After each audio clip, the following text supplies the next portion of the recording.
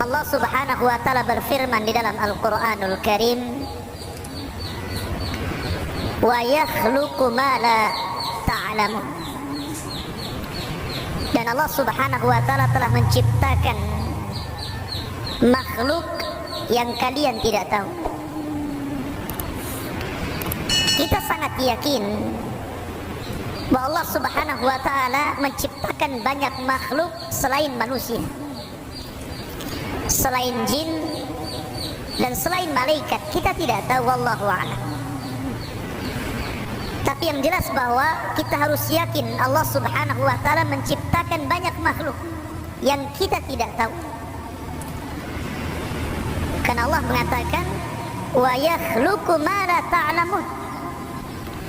Dan Allah menciptakan makhluk yang kalian tidak tahu. Maka salah satu makhluk yang tidak bisa kita lihat ciptaannya, tetapi mereka bisa kita rasakan keberadaannya, adalah para malaikat. Jadi malaikat adalah makhluk yang Allah Subhanahu wa taala ciptakan dan Allah Subhanahu wa taala perintahkan untuk senantiasa bersama manusia. Ma'asyiral muslimin yang dimuliakan Allah Subhanahu wa taala,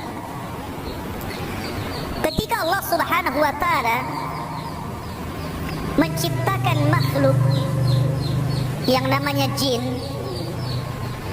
maka jin adalah makhluk yang pertama kali menghuni bumi ini sebelum manusia. Tetapi jin itu Allah Subhanahu wa taala berikan karakter berbeda dengan manusia. Kebanyakan mereka kufur kepada Allah, sehingga kehidupan mereka suka merusak bumi dan menumpahkan darah. Makanya ketika Allah Subhanahu wa taala menciptakan makhluk yang namanya Adam alaihi salatu wassalam, malaikat sempat mengatakan, ataj'alu fiha man yufsidu fiha wa yasfikud dima wa nahnu nusabbihu bihamdika wa nuqaddisu lak. Ya Rabb, apakah engkau akan menjadikan makhluk yang nanti akan merusak bumi dan menumpahkan darah? Kenapa malaikat ngomong seperti ini?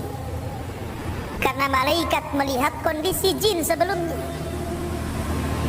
Makanya ketika Allah menciptakan Adam, dikiranya Adam itu sama dengan jin, akan merusak bumi, akan menumpahkan darah. Wa nahnu nusabbihu bihamdika wa nuqaddisu lak. Sementara kami ya Rabb, makhluk yang senantiasa bertasbih dan mujimu.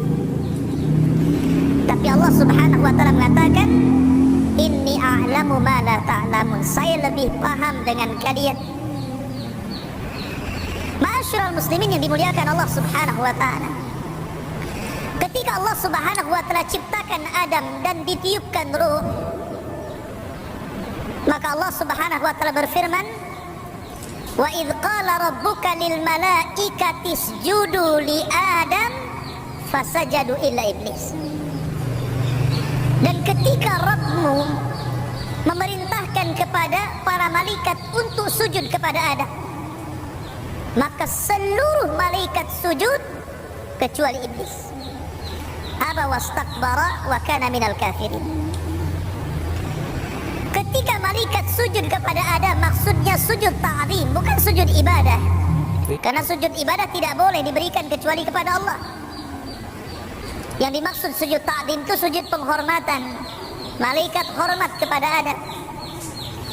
Sejak sujudnya para malaikat kepada Adam alaihi salatu wassalam, maka sejak itu ada hubungan baik antara malaikat dan seluruh anak keturunan Adam. Sejak sujudnya para malaikat kepada Adam, maka sejak itulah ada hubung kait antara malaikat dengan seluruh anak cucu Adam.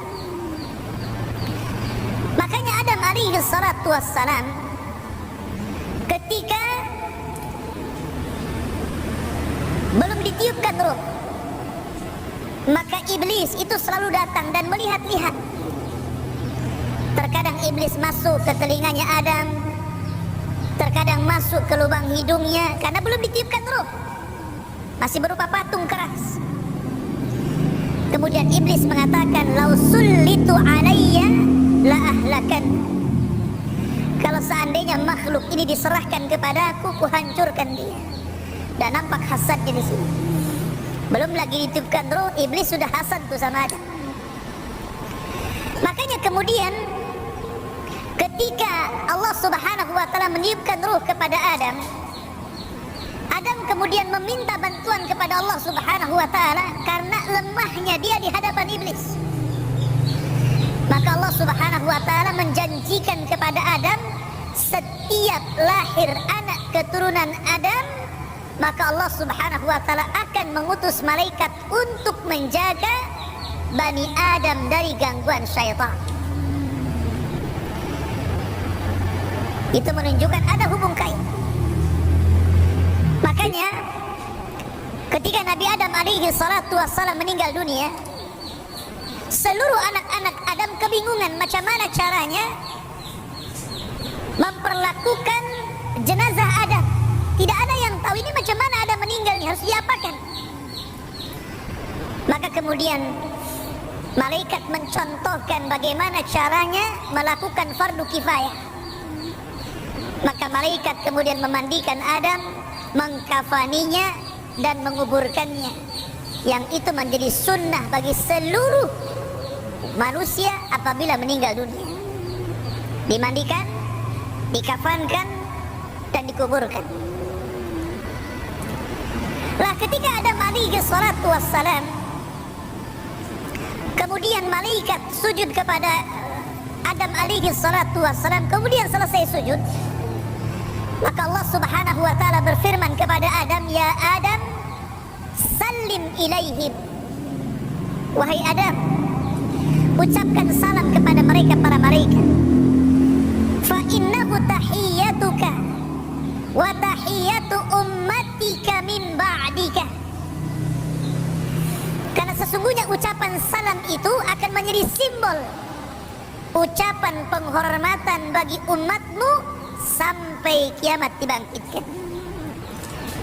Kemudian Adam alaihi salatu wassalam datang kepada malaikat dan mengatakan assalamu alaikum. Maka malaikat menjawab wa alaikumussalam wa rahmatullahi wa barakatuh. Maka malaikat menambah wa rahmatullah. Dan salam ini menjadi salam yang dianjurkan bagi seluruh orang yang beriman apabila bertemu dengan saudaranya, mengucapkan assalamualaikum, maka jawab waalaikumsalam warahmatullahi wabarakatuh. Bahkan diceritakan bahwa ketika Adam alaihi salatu wassalam ditiupkan ruh, belum sampai ke dada, baru sampai di tenggorokan, maka tiba-tiba Adam bersin. Kemudian Allah Subhanahu wa taala berfirman, "Qul alhamdulillah." Katakan ya Adam, alhamdulillah, segala puji bagi Allah. Makanya kemudian disunahkan kalau antum bersin mengucapkan alhamdulillah. Maka malaikat di sekitarnya langsung mendoakan Nabi Adam dan mengatakan yarhamukallah. Jadi antum kalau mendengar bersin, ucapkannya apa? Yarhamukallah. Lah dari cerita ini, ikhwatu fiddin muliakan Allah Azza wa Jalla, kita nampak ada hubung kait antara malaikat dengan Adam. Maka begitu juga akan terjadi hubung kait malaikat ini dengan seluruh anak keturunan Adam sampai kematiannya, sampai ketika mereka berada di padang mahsyar, sampai kemudian mereka sedang dihisab, sampai pun ketika masuk ke dalam surga. Maka malaikat akan terus bersama manusia. Ma'asyiral muslimin yang dimuliakan Allah Azza wa Jalla, kita mulai mengenal alam malaikat dari hubung kait para malaikat dengan para nabi, hubung kait malaikat dengan manusia, kemudian apa saja yang membuat manusia malaikat senang dan apa saja yang menjadikan malaikat itu tidak suka dan tersakiti, kemudian berapa jumlah para malaikat, kemudian juga bagaimana para malaikat itu ketika mereka bersama manusia, dan begitu seterusnya. Kita akan jelaskan, mudah-mudahan cukup waktunya. Yang pertama, hubung kait para malaikat dengan para nabi. Kita tahu bahwa Ka'bah yang kita lihat hari ini, Ka'bah yang dijadikan kiblat bagi seluruh kaum muslimin, siapa yang menciptakan pertama Ka'bah? Para malaikat. Malaikatlah yang pertama kali membangun Ka'bah. Makanya ketika Ibrahim alaihi salatu wassalam meletakkan Hajar dan juga Ismail, apa kata Ibrahim? Rabbana inni askantu min dzurriyyati biwadin ghairi di zar'in inda baitikal muharram. Ya Rabb, sesungguhnya kami letakkan anak keturunanku di sebuah lembah yang tidak ada tumbuhan di sisi rumahmu yang dihormati. Maksudnya Ka'bah. Saat itu tidak, Ibrahim belum bangun Ka'bah, ya kan? Kenapa Ibrahim mengatakan biwadin ghairi di zar'in inda baitikal muharram, di sisi rumahmu yang muharram, Ka'bah al-Muharram? Maknanya Ka'bah sudah ada. Ibrahim meletakkan Ismail dan Hajar di situ. Cuman karena lamanya waktu Ka'bah itu kemudian roboh, sehingga tinggal pondasinya yang sudah terkubur tanah. Dari situlah kemudian Allah Subhanahu wa taala berfirman, wa id yarfa'u Ibrahimul qawaida wa Ismail. Dan ketika Ibrahim meninggikan Ka'bah, bukan membangun, karena pondasinya sudah ada, meninggikan Ka'bah dan putranya Ismail, karena memang Ka'bah sebelumnya sudah dibangun oleh siapa? Oleh malaikat. Ibrahim tinggal meninggikan saja dari pondasi. Lah ada kisah yang menarik. Ketika Nabi Ibrahim kemudian pulang setelah meletakkan Hajar dan Ismail di Mekah, kemudian dia pulang ke Palestina. Dan Ibrahim sudah tua. Tiba-tiba Allah Subhanahu wa taala mengutus 3 malaikat yang menjelma anak-anak muda yang tampan, anak-anak muda yang kekar, datang ke rumah Ibrahim.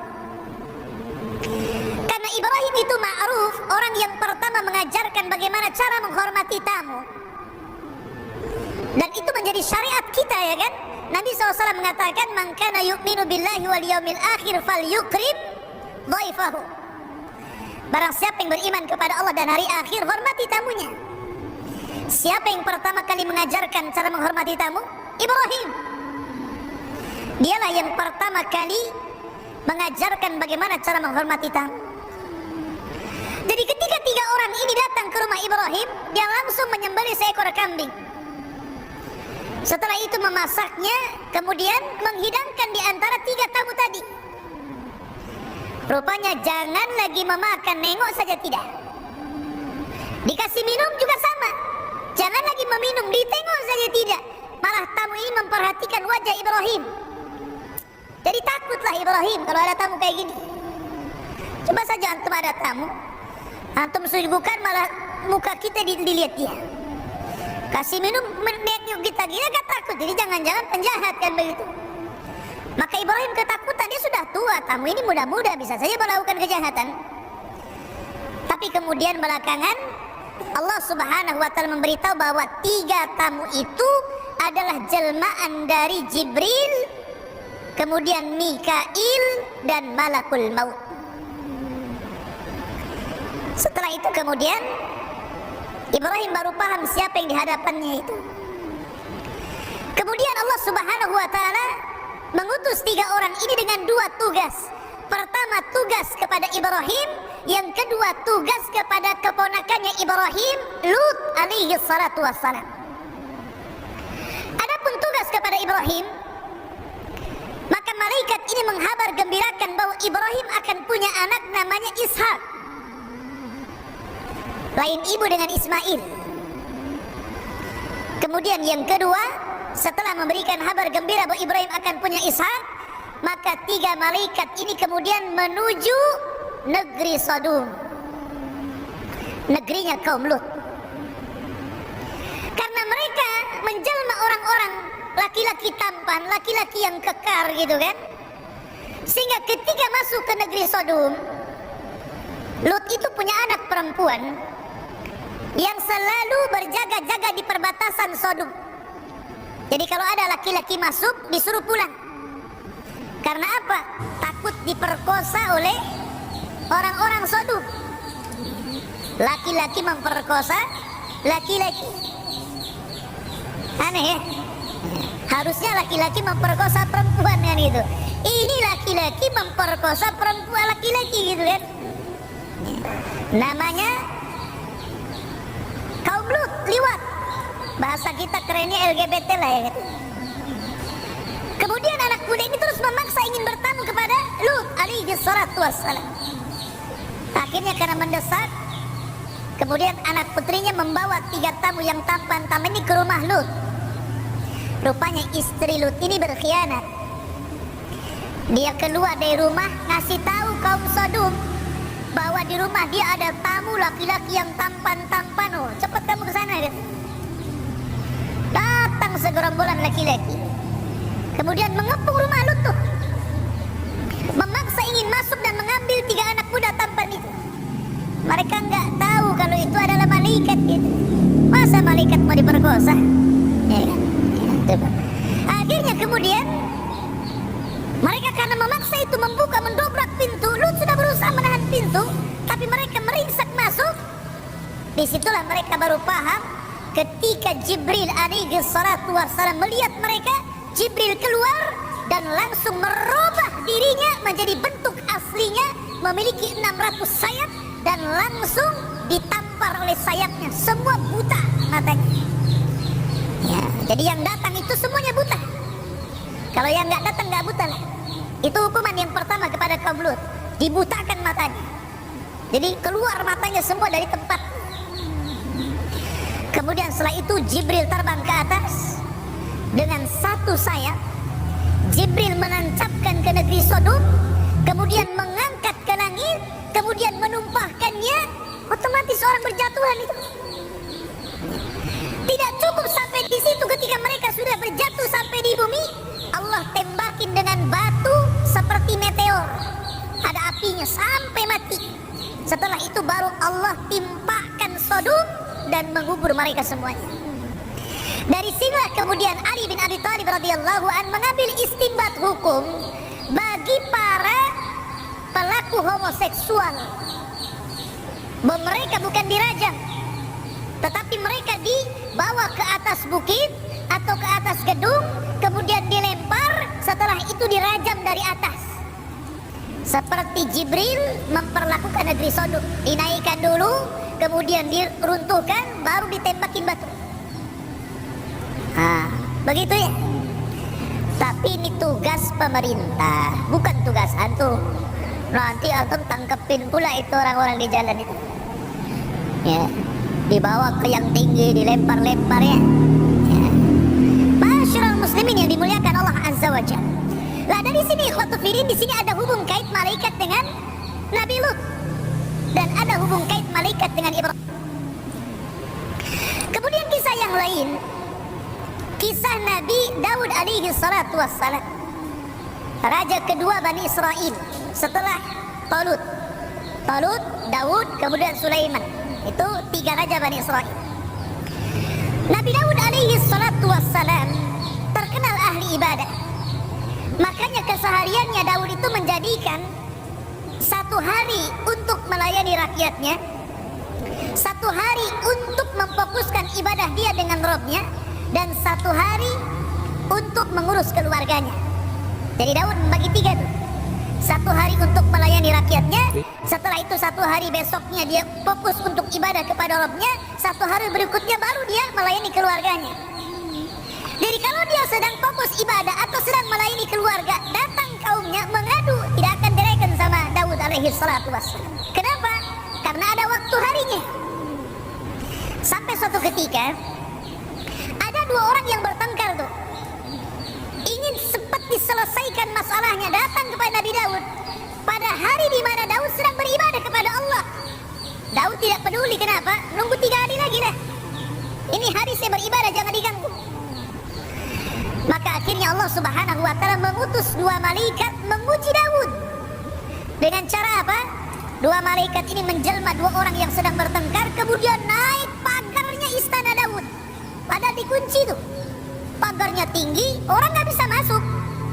Ya kan? Nggak ada orang yang bisa masuk dan meloncat pagar. Jadi ketika dua orang jelmaan malaikat ini meloncat pagar, otomatis Daud takut lagi tuh. Nggak ada orang yang bisa meloncat pagar, kenapa orang ini bisa gitu kan? Ketakutan Daud gitu kan? Maka kedua orang ini mengatakan, wahai Daud, kami ini orang yang sedang bertengkar, tolong damaikan kami. Akhirnya kemudian Nabi Daud akhirnya sudah reda dan mengatakan, ada apa dengan kamu?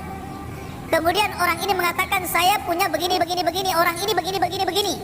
Tapi Daud kemudian tergesa-gesa memberikan jawaban. Harusnya seorang mufti harus hikmah dalam menjawab. Kenapa? Karena ketika kita menjadi seorang hakim kemudian memutuskan perkara, tidak boleh sembarangan, sebab dampaknya nanti bahaya. Makanya harus hikmah. Hikmah itu terdiri daripada ilmu, kehati-hatian dan kelembutan. Itu namanya hikmah. Ya. Tetapi Daud tergesa-gesa, makanya Allah tegur ketika itu. Dari kejadian ini Daud sudah tidak membagi lagi harinya. Dia fokus untuk menjadi hakim yang adil kepada rakyatnya. Dari sini menunjukkan apa? Ada hubung kait malaikat dengan Nabi Daud alaihi salatu wassalam.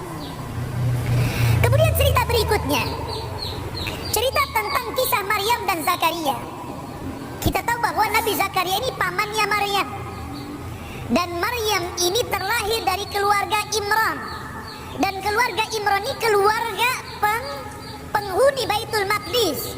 Karena solehnya, maka Allah Subhanahu wa taala cantumkan dalam satu surat namanya Al-Imran. Keluarga Imran punya anak namanya Maryam. Maunya laki-laki tapi keluar perempuan, gitu kan? Karena dia sudah bernazar kalau punya anak diserahkan ke Baitul Maqdis untuk mengabdi, ya sudahlah, perempuan pun tak apa-apa gitu kan. Diserahkan ke Baitul Maqdis dan dirawat oleh Nabi Zakaria pamannya. Anehnya, Maryam ini nggak pernah keluar dari mihrabnya. Ya, dia beribadah sejak kecil, dia beribadah sampai dia gadis. Subhanallah, karena ibadahnya itulah Allah perhatikan rizkinya. Setiap kali Zakaria masuk ke mihrabnya, sudah ada makanan di situ. Dan makanannya aneh. Makanan yang harusnya di musim dingin ada di musim panas. Makanan yang harusnya ada di musim panas ada pula di musim dingin. Dari sini Zakaria berpikir, usia saya sudah 100 tahun. Istri saya sudah 90 tahun, belum punya anak. Kalau Allah tidak mustahil memberikan makanan musim panas ada di musim dingin, makanan musim dingin ada di musim panas, maka kalau saya terus meminta keturunan, bukan mustahil Allah juga akan memberikan kepada saya. Dari situlah kemudian Zakaria berdoa, maka datanglah Jibril memberi kabar bahwa istri Zakaria telah mengandung Yahya. Lihat bagaimana hubung kait malaikat dengan Nabi Zakaria. Padahal usianya sudah 100 tahun, istrinya 9 tahun, itu kan sudah tua ya. Coba saja bapak-bapak nanti kalau usia 100 tahun, coba ngaca kayak apa mukanya. Ya, kan sudah tua dah. Secara logika dokter pun gak ada yang mengatakan umur segitu punya anak. Apalagi Allah mengatakan wa mar'atuhu akhir, artinya bahwa istrinya mandul gitu kan.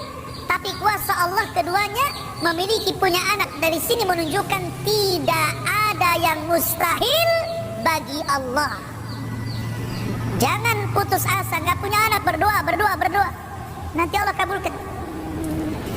Di sini ada hubung kait antara malaikat dengan Nabi Zakaria dan Maryam. Kemudian hubung kait para malaikat dengan Rasul kita yang mulia alaihi salatu wassalam. Ketika Nabi sallallahu alaihi wasallam diangkat menjadi Nabi dan Rasul, kita tahu sebelumnya langit itu penuh dengan jin. Langit itu penuh dengan jin. Setiap hari jin itu naik ke langit untuk mencuri dengar wahyu yang diwahyukan Allah kepada para malaikat, supaya apa yang terjadi di bumi Allah tugaskan malaikat itu. Jadi jin itu mencuri dengar. Tapi setelah Rasul diutus jadi Nabi dan Rasul, maka langit diamankan oleh Allah. Kenapa? Supaya tidak tercampur antara dukun dengan kenabian. Maka Allah amankan langit, tidak ada lagi jin yang naik, karena bintang difungsikan untuk menembaki jin yang naik ke langit.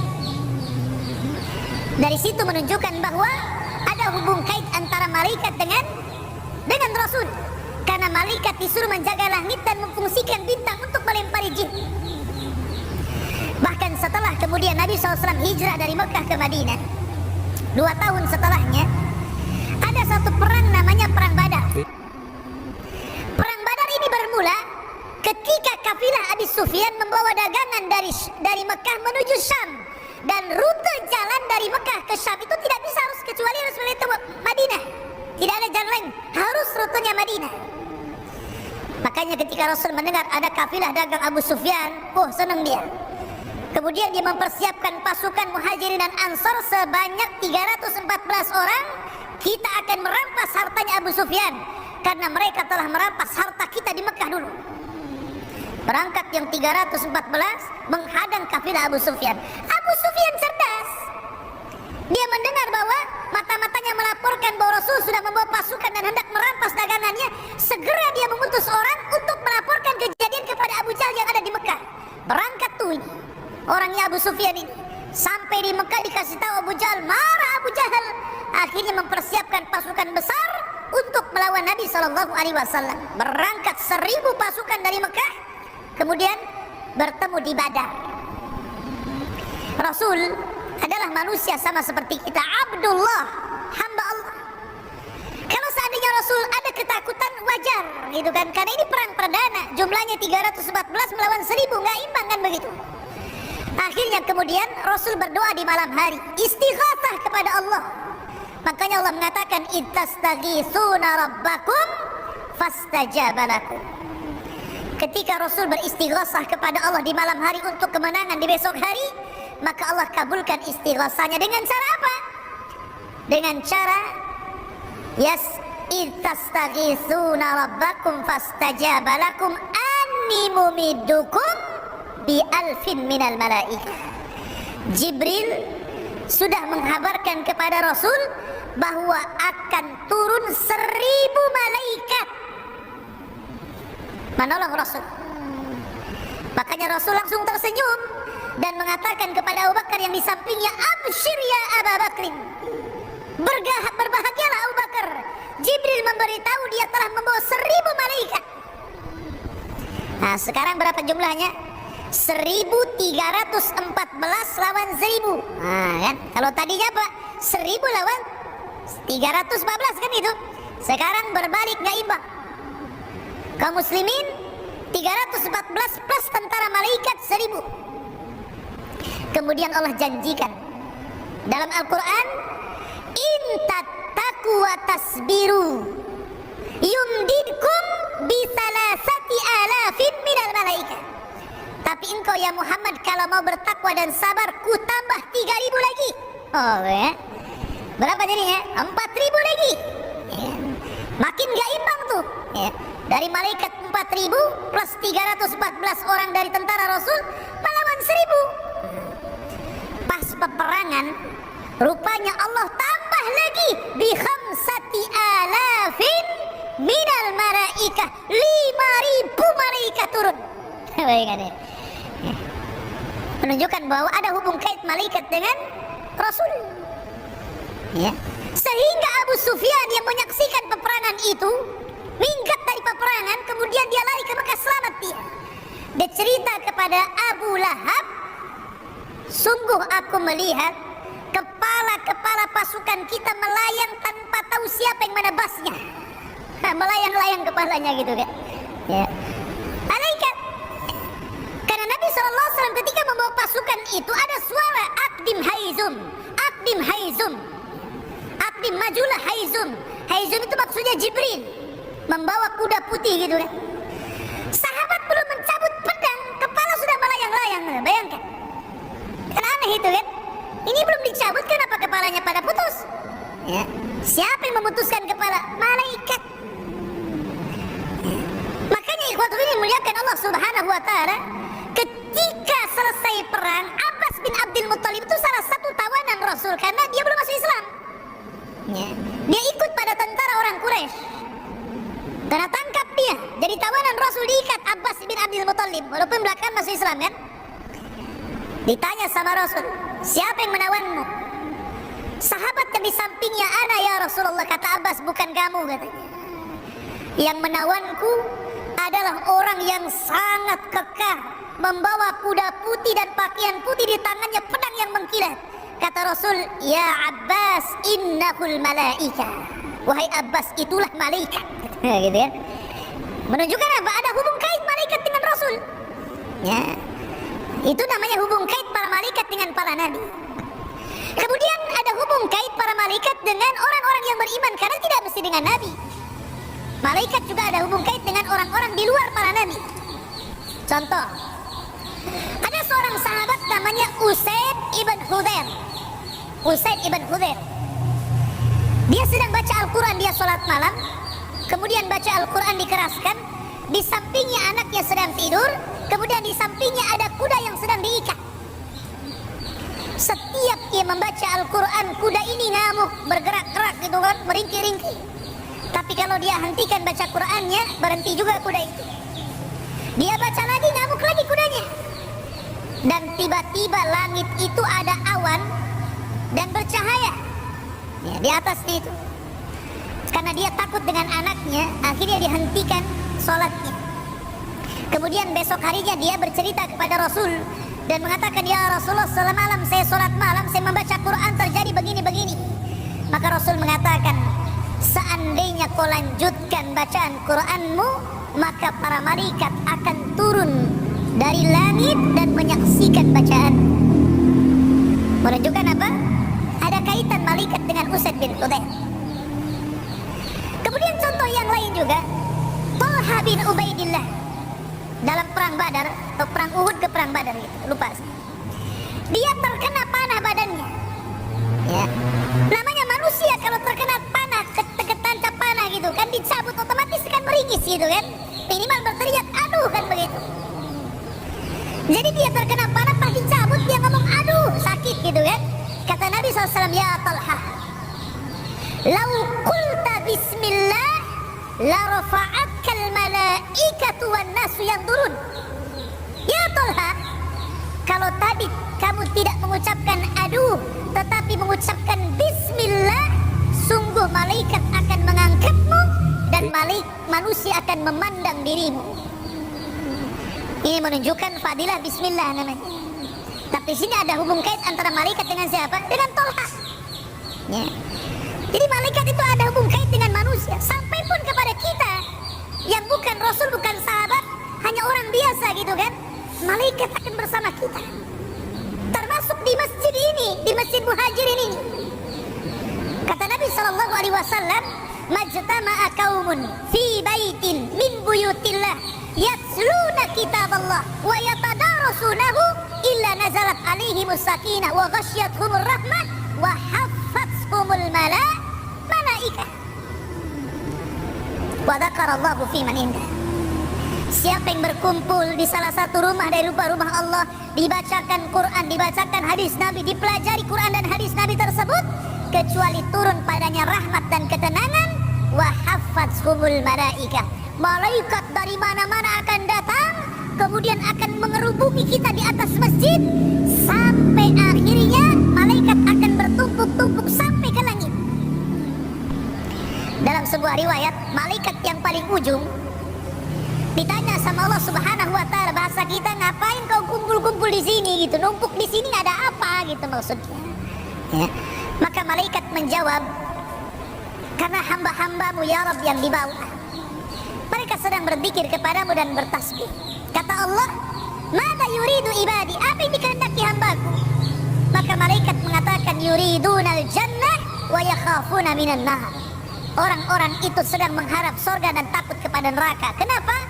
Karena tujuan orang belajar itu, man salaka tariqan yaltamisu fihi ilman sahalallahu bihi tariqan ilal jannah. Itu tujuan orang belajar kan? Siapa yang meniti sebuah jalan, di sana ada ilmu agama, maka Allah mudahkan jalannya ke surga.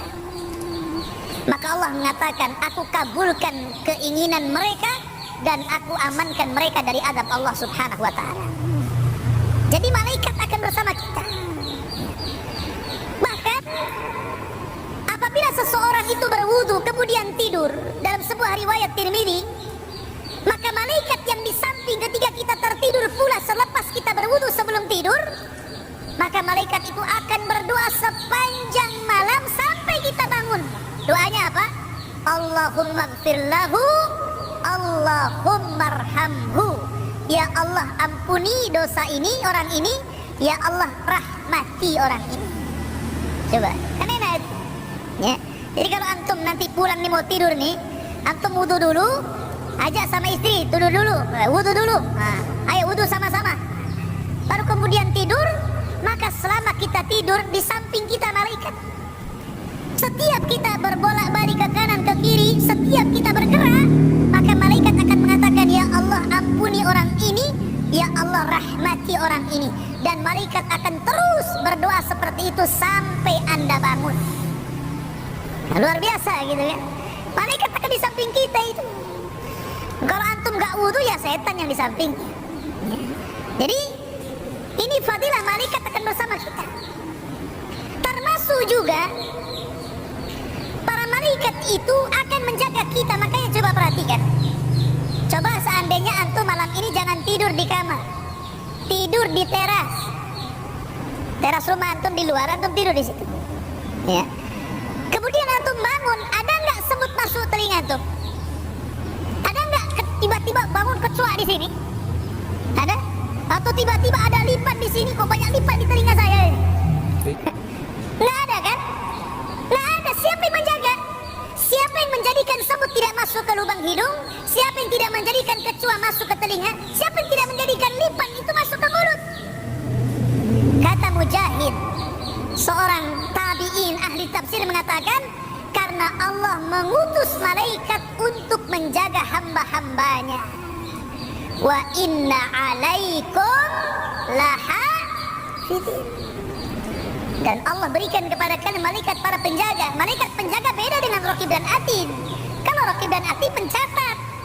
Kalau penjaga kita itu, kalau seandainya Allah takdirkan kita sedang di jalan, harusnya kita ditabrak, akhirnya tidak jadi ditabrak.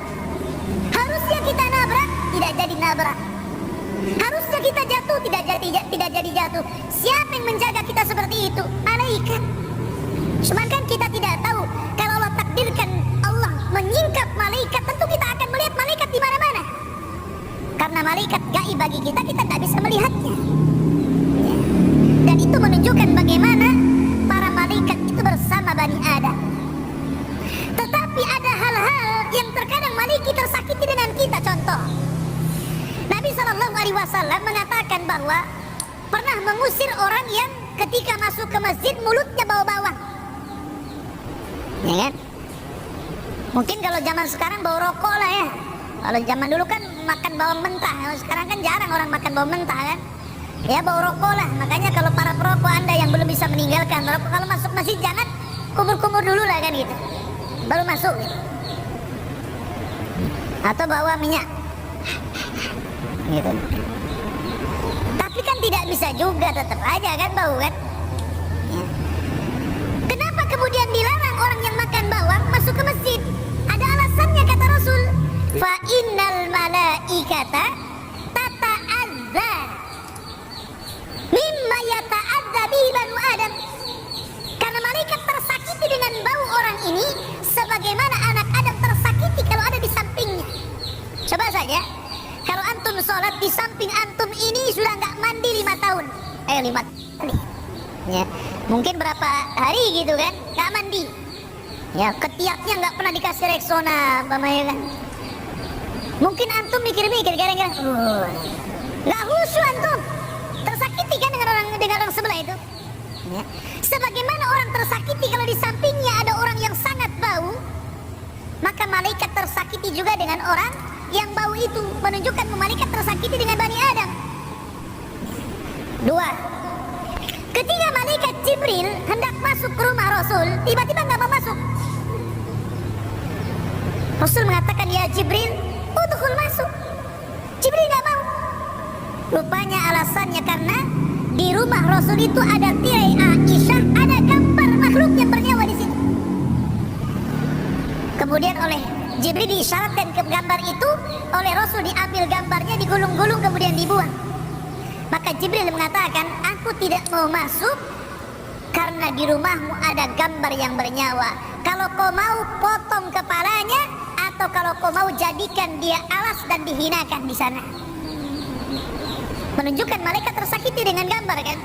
Dengan gambar yang bernyawa maksudnya.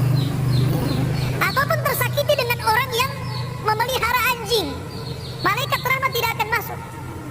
Termasuk rumah yang banyak patungnya. Malaikat juga tersakiti di situ. Ya. Lah di situ ikhwatu fillah menunjukkan bahwa malaikat pun tersakiti dengan anak Adam. Sebagaimana juga malaikat sangat senang apabila ada anak Adam yang beriman, bertakwa dan beribadah kepada Allah Subhanahu wa taala. Malaikat senang. Malaikat sangat senang sehingga malaikat akan terus menjaganya. Ma'asyiral muslimin yang dimuliakan Allah Subhanahu wa taala. Kemudian juga para malaikat ikhwatu fillah yang dimuliakan Allah Subhanahu wa taala memiliki jumlah yang banyak. Jumlah mereka tidak bisa dihitung dengan jari, dengan kalkulator, dengan apapun alat yang bisa menghitung. Malaikat tidak bisa terhitung. Saking banyaknya. Dan itu dilihat oleh Rasul ketika Rasul mi'raj ke langit. Kemudian sampai di satu tempat namanya Baitul Ma'mur. Baitul Ma'mur itu Ka'bahnya para malaikat. Setiap hari 70.000 malaikat tawaf di Baitul Ma'mur. Kalau Ka'bahnya manusia ya Ka'bah di Mekah. Kalau Ka'bahnya malaikat namanya Baitul Ma'mur. Kata Ibnu Katsir, Ka'bahnya malaikat itu sejajar dengan Ka'bahnya manusia di bumi. Jadi kalau jatuh menimpa Ka'bah yang ada di bumi, sejajar. Ya. Menunjukkan bahwa mereka punya Ka'bah. Lah Rasul ketika Mi'raj melihat setiap hari ada 70.000 malaikat tawaf, habis itu keluar dan tidak kembali. Ada yang mengatakan diwafatkan. Jadi hidupnya satu hari saja diciptakan 70.000 masuk ke Baitul Ma'mur tawaf, habis itu diwafatkan. Ada yang mengatakan entah kemana perginya. Kemudian masuk lagi malaikat yang baru dengan jumlah yang sama. Hari itu juga keluar, besoknya masuk lagi dengan jumlah yang sama.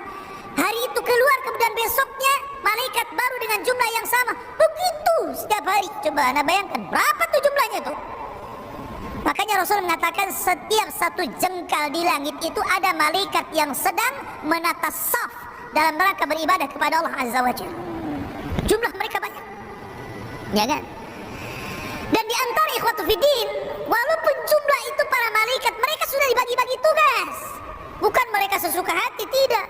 Mereka sudah dibagi tugas oleh Allah Azza wa Jalla dengan seluruh tugas yang ada di alam semesta ini.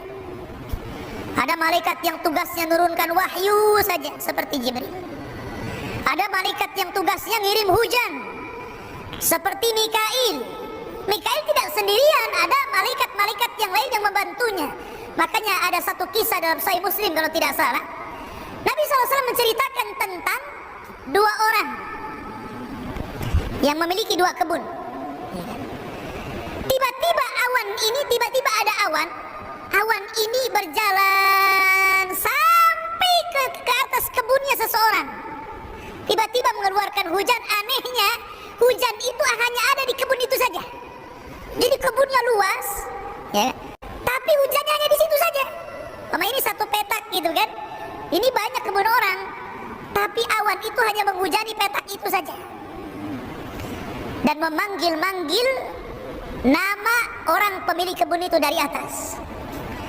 Jadi orang yang mengikuti awan itu dari belakang penasaran, kenapa awan itu asik di situ saja? Setiap ada awan di situ lagi gitu kan, dan tidak menghujani kebun sekitarnya. Akhirnya kemudian dia bertanya kepada penghuni kebun itu yang memiliki siapa namanya? Si Anu. Rupanya persis apa yang ia dengar namanya dengan apa yang ia dengar dari langit. Kemudian ditanya, amalanmu apa gitu kan? Kok bisa kebunmu selalu dihujani? Maka dia mengatakan, karena aku jadikan hasilku 3 bagian. 1 bagian untuk bibit, 1 bagian aku infakkan, 1 bagian untuk keluargaku. Setiap panen. Ya. Dari sini menunjukkan ma naqasa min mali sadaqah. tidak mungkin berkurang harta yang disedekahkan. Bahkan Al-Imam Ibnu Katsir rahimahullahu taala menyebutkan satu riwayat dari Ibnu Asakir. Ibnu Asakir tentang kisah seorang laki-laki, seorang peniaga, pedagang orang Damaskus, orang Damaskus, ya. Dia jadi kalau membawa dagangan itu ke daerah namanya Zabadan, jauh, harus melintasi padang pasir. Di rumah dia di Damaskus, tempat jualan dia di satu tempat namanya Zabadan. Jadi kalau dia membawa dagangan itu, dia harus menyewa orang-orang, mungkin zaman sekarang ini travel gitu kan, untuk membawa barangnya sampai di Zabadan. Akhirnya setelah dia dapat orang yang agak murah mau membawa barang dia ke Zabadan dari Damaskus, berangkatlah dia. Berangkat. Sampai di tengah jalan, kemudian travelnya ini nawarkan, gimana kalau kita cari jalan yang lebih pendek ke Zabadan, jangan cari jalan yang ini, katanya. Akhirnya disepakati boleh juga, biar cepat sampai. Akhirnya dialihkan jalannya yang biasa ke yang tidak biasa. Rupanya tersesat di padang pasir. Setelah tersesat di padang pasir, orang ini melihat sepanjang jalan banyak tengkorak manusia. Ada tengkorak kaki, ada tangan, ada kepala, ada ini. Mulai nggak enak. Jangan-jangan travel ini rampok pula ini. Karena sudah nggak enak dia. Kok banyak mayat manusia di sini? Ya. Akhirnya betul, tiba-tiba dihentikan sama travelnya itu. Kemudian travel ini langsung membawa pedang, diacungkan. Mungkin kamu sudah tahu siapa saya. Oh, rupanya betul nih travel rampok ini. Mungkin sudah tahu kamu siapa saya. Nah, rupanya orang gila. Orang gila sekarang kan banyak itu ngejar-ngejar ustad. Ya kan? Akhirnya kemudian, ya, setelah itu sang pedagang yang soleh ini mengatakan, kalau kau mau ambillah dagangan ini, tapi jangan bunuh saya, biarkan saya pulang, katanya. Kata rampok ini, semua orang yang kurampok persis ucapannya dengan kamu. Ya, tapi saya nggak lepaskan, tetap saya bunuh, katanya. Akhirnya dia mengatakan, ya sudah, kalau nggak ada jalan lain, kasihlah waktu, entah beberapa menit, saya ingin sholat. Ya, akhirnya dia cepat-cepat tayamum, kemudian sholat. Namanya sholat di bawah kilatan pedang, kira-kira bisa baca nggak? Lupa semua lah kan begitu. Coba antum sholat, kemudian habis itu mau ditembak gitu kan, lupa Fatihah saya lupa. Tim aja gini kan, ini apa yang mau dibaca gitu kan? Karena habis ini mau dibunuh masalahnya. Ya, tapi Allah Subhanahu wa Ta'ala ilhamkan, ada satu ayat tiba-tiba terlintas di kepalanya. Ayat apa itu? Amma yujibul mudtarra idza da'ah wa yaksifus su wa yaj'alakum khulafa'al ar'a ilahum ma'allah. Tiba-tiba terlintas ayat ini, langsung dia dibaca. Karena apa? Sudah ngeblank, nggak tahu apa yang dibaca. Tiba-tiba terlintas ayat ini, ayat ini saja dibaca sama dia. Amma yujibul mudtarra idza da'ah, diulang-ulang gitu kan. Ya. Tiba-tiba malaikat yang ada di langit yang keempat mendengar. Amma yujibul mudtarra, siapa lagi yang akan mengabulkan doa orang yang kesulitan kalau bukan Allah? Itu maknanya ayat itu. Malaikat yang di atas dengar tuh. Langsung diutus oleh Allah untuk menyelamatkan orang ini. Kemudian dibawanya kuda putih dengan jubah putih dengan pedang yang ada di tangan. Tiba-tiba dari kejauhan memacu kuda ini, tiba-tiba langsung menebas rampok, hilang dari kepalanya. Kemudian pedagang yang soleh mengatakan, siapa kamu? Dia mengatakan, saya al-malaku minal malaika arsalani Allah. Saya malaikat dari malaikat. Allah yang mengutus saya. Aku mendengar doamu dari lapisan langit yang keempat. Aku segera datang. Kata Imam Ibnu Katsir rahimahullahu ta'ala, terkadang orang-orang yang bertakwa, orang-orang yang senantiasa soleh dan soleh, dalam kondisi mungkin dia sangat memerlukan bantuan, maka Allah akan kirimkan para malaikatnya untuk membantu. Itulah malaikat. Masyarul muslimin yang dimuliakan Allah Subhanahu wa ta'ala. Makanya malaikat itu bukan hanya menyertai kita di dunia, sampai di kuburan. Datang mungkar nakir, tanya pula siapa Rabbu, siapa nabimu, apa agamamu, gitu kan. Kemudian di padang mahsyar, malaikat itu akan menjadi sa'ikun wa syahid dalam Al-Quran itu. Akan mengarahkan tempat orang-orang yang beriman sesuai dengan tempat yang nyaman bagi dia. Ketika orang kafir lari ke sana ke sini dan mengatakan, ya wailana man ba'atsana mim marqadina, celaka kami, siapa yang membangunkan kami dari tidur kami. Orang-orang yang beriman diarahkan sama malaikat ke sini, ya, tempat kamu di sini, sa'ikun wa syahid, kata Allah. Akan menjadi penunjuk jalan dan saksi, ya. Dan orang-orang yang beriman akan dikumpulkan dengan keluarganya. Walladzina amanu wattaba'athum dzurriyyatuhum biimanin alhaqna bihim dzurriyyatuhum. Ketika mereka masuk surga, malaikat sudah berada di pintu-pintu surga. Salamun alaikum bima sabartum fa ni'ma uqbaddar, kata malaikat. Keselamatan bagi kalian karena kesabaran kalian di dunia, masuklah dengan selamat, ya kan? Jadi malaikat akan menemani sampai ke surga. Itulah hubung kait malaikat dengan manusia. Dan malaikat bisa kita rasakan, bukan kita tidak bisa merasakan. Jadi kalau ada kemudian perasaan-perasaan ingin ibadah, giat ngaji, ingin melangkahkan ke pengajian, itu hakikatnya dorongan ini dari malaikat. Atau ada orang-orang yang ingin hijrah, nah, sekarang kan sibuk-sibuk tuh bahasa hijrah gitu kan, hijrah, ingin hijrah gitu. Siapa yang menolong dia ingin hijrah? Malaikat, ya. Hijrah, ingin hijrah dari yang tadinya maksiat jadi taat, yang tadinya tidak berhijab jadi berhijab, yang tadinya nggak pernah ngaji rajin ngaji. Siapa yang mendorong hijrah itu? Malaikat yang mendorong hijrah itu. Jadi ini keberadaan malaikat sama dengan keberadaan setan, kita bisa rasakan. Maka dari sini alamul malaika kita harus yakin, karena satu di antara rukun iman al-imanu bil malaikah. Kalau Anda kufur dengan malaikat, kafir Anda, telah mengingkari Quran dan sunnah Nabi sallallahu alaihi wasallam. Wallahu a'lam.